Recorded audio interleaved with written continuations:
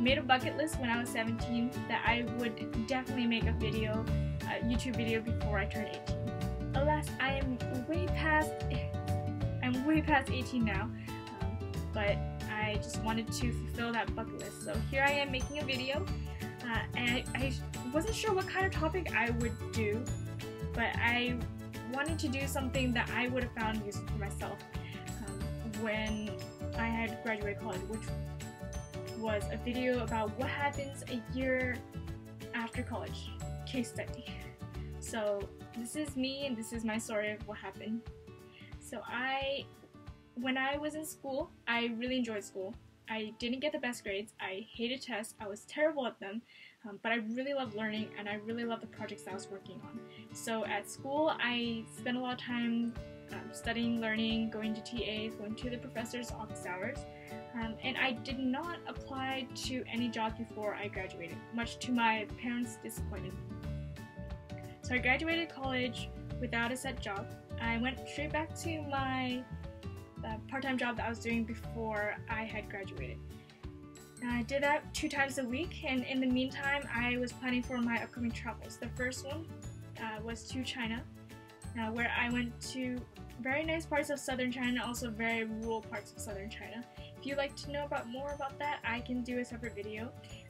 And in my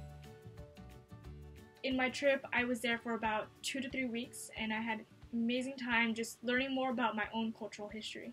Came back, I went back to my part-time job, and during the off times I was planning my Europe trip with my college friend. Highly recommend it if you have some free time to travel with one of your college friends.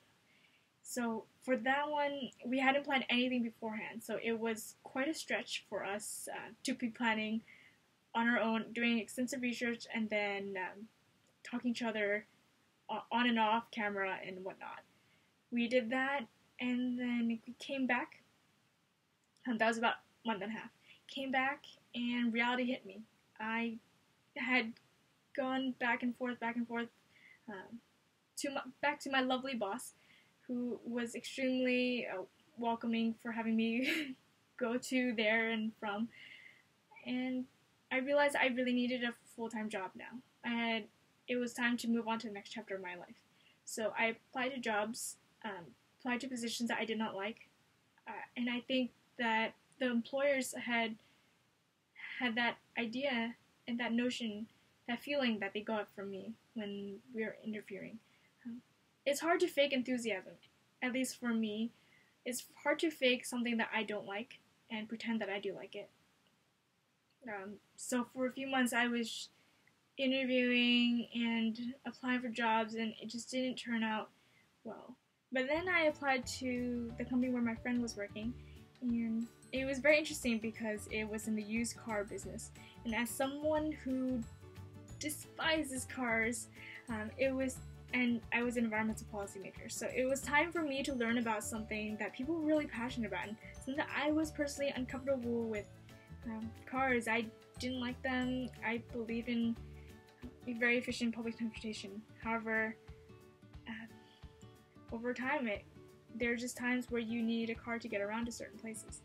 So I took the job, and that's where I've been since. I've been working in a startup, and it's been one heck of a ride, to keep it PG. So I think the overall message is that if you don't have a job set up for you right now, you'll be fine. You know exactly why you didn't apply for a job right after college. You know exactly the reasoning behind that. Maybe it was because you know that your family needs help and that you didn't have time to take on a job. Or maybe it's because you had the travel bug, in which case you definitely need to take care of that travel bug, or else every time you work you're just going to be dissatisfied. You're just going to want to travel. Or maybe you really did want a job and it just happened that you didn't get one. And that's fine as well. Maybe it's time for you to reflect on how you interview, or what kind of skills are people looking for. Maybe your communication skills. Now is the best time for you to reflect on yourself, journal and read and explore. You're not in school anymore.